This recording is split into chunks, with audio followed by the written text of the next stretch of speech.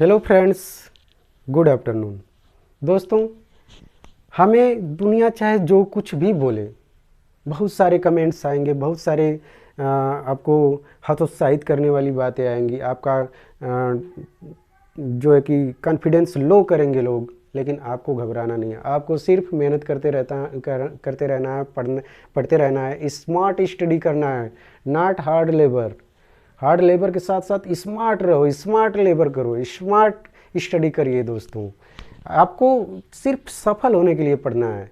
आपके दिमाग में और कोई बातें नहीं होनी चाहिए कि मैं इस चीज़ के लिए तैयारी कर रहा हूँ तो मेरा हो पाएगा कि नहीं हो पाएगा। होगा दोस्तों, सिर्फ आप सफल होने के लिए बस इतना सोचिए कि मुझे सफल होना है, बस सफल होने के लिए ही पढ़िए। दोस्तों, जैसा कि आप लोगों के लिए एक शेर है, अर्ज करता हूँ। फैसला जो भी हो, फैसला जो भी हो मंजूर होना चाहिए, इश्क हो या जंग भरपूर होना चाहिए। दोस्तों, इसी तरह से आपकी पढ़ाई जो है भरपूर होनी चाहिए। आइए देखते हैं पॉलीगन। पॉलीगन बहुभुज, बहुभुज के बारे में आज हम लोग सीखेंगे। There are many kinds of polygon. बहुभुज कई प्रकार के होते हैं, जिसमें से कुछ का इंट्रोडक्शन हम करवा दे रहे हैं। दोस्तों, जैसे ट्रायंगल हो गया, ट्रायंगल भी एक बहुभुज है जो कि सबसे छोटा बहुभुज कहा जाता है। और इसमें जो समबाहु त्रिभुज होता है, इक्विलेटरल ट्रायंगल होता है, वो सम चतुर्भुज होता है, जिसे रेगुलर पॉलीगन कहते हैं। और इरेगुलर पॉलीगन समबाहु त्रिभुज को छोड़कर चाहे जितने भी त्रिभुज बना लीजिए वो इरेगुलर ही होगा। दोस्तों, इसी प्रकार से क्वाड्रिलेटरल मतलब क्वाड्रिलेटरल का मतलब चतुर्भुज। चतुर्भुज की सारी भुजाएं यदि बराबर हैं, चतुर्भुज भी एक पॉलीगन ही है। दोस्तों, तो जिसकी सारी भुजाएं यानी चारों भुजाएं बराबर हो रेगुलर पॉलीगन, और जिनकी भुजाएं बराबर ना हो वो हो जाता है इरेगुलर पॉलीगन, विषम बहुभुज। इसी प्रकार से दोस्तों पेंटागन, पेंटागन में 5 भुजाएं होती हैं, बराबर हैं तो सम बहुभुज, सम पंचभुज, अब बराबर नहीं है तो विषम पंचभुज हो जाता है। इसी प्रकार से हेक्सागन में 6 भुजाएं होती हैं, हेप्टागन में 7 भुजाएं होती हैं, ऑक्टागन में 8 भुजाएं होती हैं, नोनागन में 9 भुजाएं होती हैं, डेकागन में 10 भुजाएं होती हैं, एंड सो ऑन। दोस्तों, ऐसे ही बहुत सारे हम पॉलीगन बना सकते हैं दोस्तों, जिनकी भुजाएं 10, 12, 11, 12, 13, 14, 15, 16, 17, 18, 19, 20 कुछ भी हो सकती हैं। दोस्तों, और उसको बनाना थोड़ा सा जटिल होता है, लेकिन वो बन जाता है। दोस्तों, देखते हैं आगे इसके बारे में।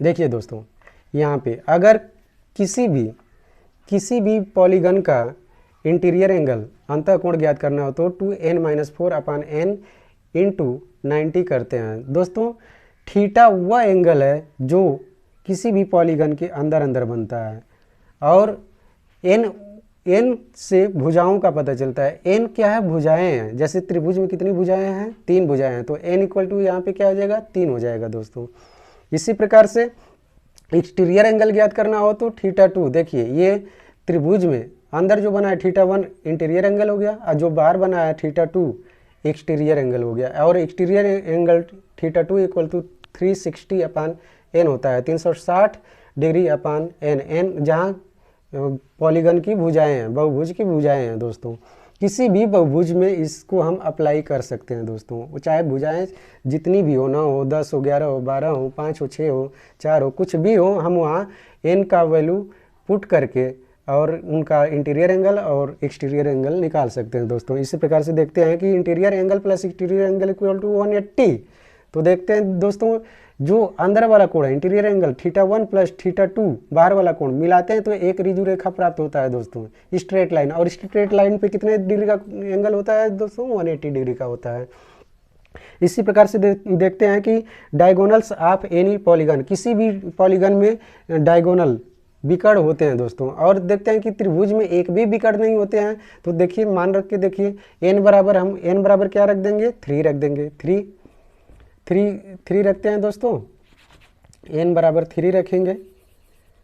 यहाँ पे देखिए 3 रख लेते हैं n बराबर, तो यहाँ पे हो जाता है दोस्तों आपका 3 - 3/2। 2 देखिए, फिर 3 से 3 जाएगा 0, 3 × 0/2, और कितना माना गया? 0, यानी कि यहाँ नथिंग डायगोनल, यहाँ कोई भी डायगोनल नहीं होगा। किसमें? त्रिभुज में। किसी भी प्रकार का त्रिभुज हो उसमें एक भी डायगोनल नहीं होते हैं। दोस्तों, अब जैसे देख लीजिए चतुर्भुज में ज्ञात करना हो तो चतुर्भुज में भुजाओं की संख्या कितनी होती हैं, 4 होती हैं। तो 4 माइनस 3 अपान 2, 2 2 जा 4 और 4 से 3 जाएगा 1, यानी कि 2 × 1 = 2 विकर्ण होते हैं। जैसे देख लीजिए यहाँ पे कोई चतुर्भुज है, इसके 2 भुजाएं हैं और 2 भुजाएं फार्मूले से भी प्राप्त हो गई दोस्तों। इसी प्रकार से हम कुछ सवालों को देख लेते हैं और कुछ फैक्ट को देख लेते हैं दोस्तों। यहाँ पे देखिए हम लोग पढ़ रहे हैं बहुभुज पॉलीगन, और यहाँ पे देखिए दोस्तों नोट नंबर 5 में देखिए देयर आर 2 मोर पॉलीगन, 2 और भी एक पॉलीगन होते हैं जिनके बारे में हमें जान लेना बेहद ज़रूरी है। कन्वेक्स पॉलीगन उसे कहते हैं जिसके एक भी कोण 180 डिग्री से बड़े ना हो, यानी सारे कोण क्या हो 180 डिग्री से छोटे हों और कम से कम 2 भुजाएं पैरेलल हों। और कनकेव पॉलीगन किसे कहते हैं, जिसका कोई न कोई एक कोण अवश्य 180 डिग्री से ज़्यादा हो। देखिए यह 180 डिग्री से ज़्यादा लग रहा है, तो ये क्या हो जाएगा आपका कनकेव पॉलीगन हो जाएगा। और इसमें देखिए कोई भी एंगल जो कि 180 डिग्री से बड़ा नहीं है और न ही उसके बराबर है, यानी कि सारे एंगल क्या हो गए 180 डिग्री से छोटे हो गए, तो इसे क्या कहेंगे कन्वेक्स पॉलीगन कहेंगे दोस्तों। अब देखते हैं कुछ सवाल देख लेते हैं दोस्तों।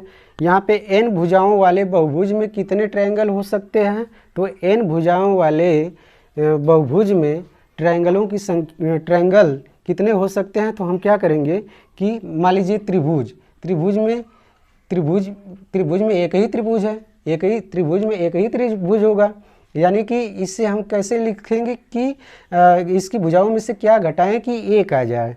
तो इसकी भुजाएं मान लीजिए इसकी भुजाएं कितनी हैं, मानना क्या 3 भुजाएं होती हैं, तो 3 में से हम 2 निकालेंगे तभी तो 1 आएगा और त्रिभुज की संख्या 1 होगी। इसी प्रकार से यदि चतुर्भुज में ज्ञात किया जाए तो ये ऐसे कर सकते हैं, जैसे ये n-2 किया हमने, यानी तो 1 आया। कैसे, क्योंकि n त्रिभुज में 3 होता है, 3 भुजाएं होती हैं और 2 हमने सब्सट्रैक्ट किया तो 1 आया।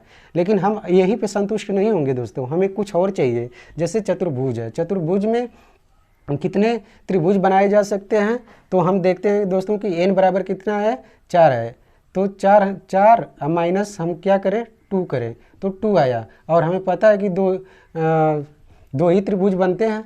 देखिए ABCD और CAB 2 त्रिभुज बना, यानी कि n बराबर क्या हो जाएगा 4 है -2, यानी यही फैक्ट हर जगह डिपेंड करेगा कि कितने ट्रायंगल होंगे। नंबर ऑफ ट्रायंगल दोस्तों, नंबर ऑफ ट्रायंगल कितने हो जाएंगे n-2। किसी भी पॉलीगन में n-2 यदि करेंगे, यानी भुजाओं की संख्या में से यदि हम 2 घटा देंगे तो वो हमें त्रिभुजों की संख्या ज्ञात हो जाएगी दोस्तों।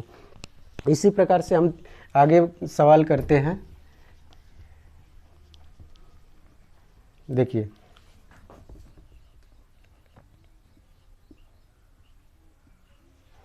दोस्तों, तो ये ऑप्शन नंबर 20 सही हो जाएगा। n-2 करने पर हमें क्या होता है त्रिभुजों की संख्या पता चल जाती है। हेक्सागन में कितने विकर्ण होते हैं, तो हेक्सागन में कितने विकर्ण होते हैं, तो विकर्णों की संख्या बराबर क्या होता है d बराबर अभी हम लोगों ने पढ़ा है n-3 अपान 2 पढ़ा है दोस्तों। तो हो जाएगा n बराबर 6 और यहाँ 6 - 3 अपान 2, 2 3 जा 6 और 3 × 3 कितनी विकर्ण हो जाएंगे 9 विकर्ण हो जाएंगे दोस्तों। हेक्सागन में कितने विकर्ण हो जाएंगे 9 विकर्ण हो जाएंगे। इसी प्रकार से कौन सा पॉलीगन कन्वेक्स पॉलीगन है, कन्वेक्स पॉलीगन वही है जिसके एक भी एंगल 180 डिग्री से बड़े ना हो, यानी 180 डिग्री से छोटे हों।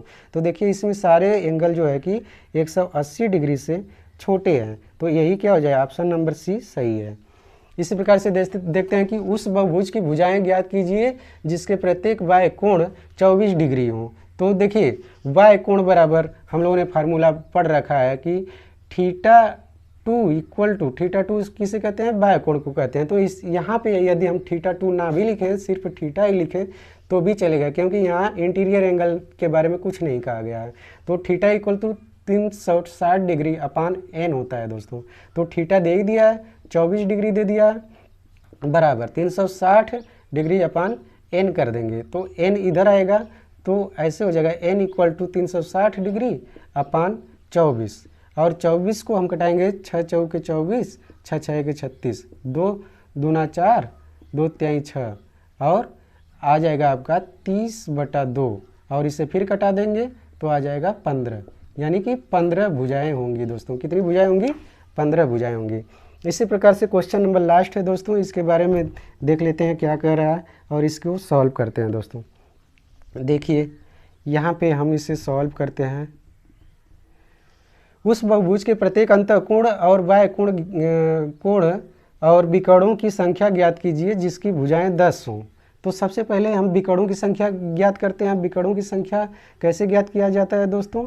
d बराबर n-3/2 होता है दोस्तों। तो यहाँ पे n बराबर 10 रख लिया, इंटू 10 - 3 कर दिया, अपान 2 कर दिया। 2 5 जा 10 होता है, 5 गुणे इसमें से 3 गया तो 7 हो गया, 7 7 5 35। कितने विकर्ण हो जाएंगे दोस्तों? 35 विकर्ण हो जाएंगे। अब ये 35 विकर्ण हो गए। अब हम लोग क्या ज्ञात कर लेते हैं दोस्तों कि इस सवाल में हमें ज्ञात करना था क्या? बाह्य कोण और अंतःकोण ज्ञात करना है, और क्या करनी है? विकर्णों की संख्या ज्ञात करना था। तो विकर्ण ज्ञात हो गए, अंतःकोण और बाह्य कोण ज्ञात कर लेते हैं। अब भुजाओं की संख्या 10 याद रखिएगा। अब इसे हम मिटा देते हैं। देखिए एक्सटीरियर एंगल θ2 वाय कोण θ2 equal to 360 degree upon n, और n का वैल्यू क्या है? 10 है। 360/10 करेंगे तो 0 से 0 कैंसिल, यानी 36 डिग्री। वाय कोण क्या हो जाएगा दोस्तों? 36 डिग्री। और हमें पता है θ1 इक्वल टू क्या होता है? अंतःकोण θ1 इक्वल टू निकालेंगे तो 180 डिग्री माइनस θ2। क्यों? क्योंकि वाय कोण और अंतःकोण के कोणों का योग 180 अंश होता है, इसलिए हम θ1 इक्वल टू 180 डिग्री माइनस θ2 लिख सकते हैं। तो 180 माइनस θ2 लाए हैं 36 डिग्री। अब घटा देंगे दोस्तों। 10 से 6 गया 4, और यहाँ पे 7 से 3 गया 4, और यहाँ पे 1 बचा है दोस्तों 144 डिग्री। यानी कि हम लोग का बाह्य कोण क्या आ गया? 36 डिग्री आ गया, अंतःकोण 144 डिग्री, और विकर्णों की संख्या कितनी आई थी? विकर्णों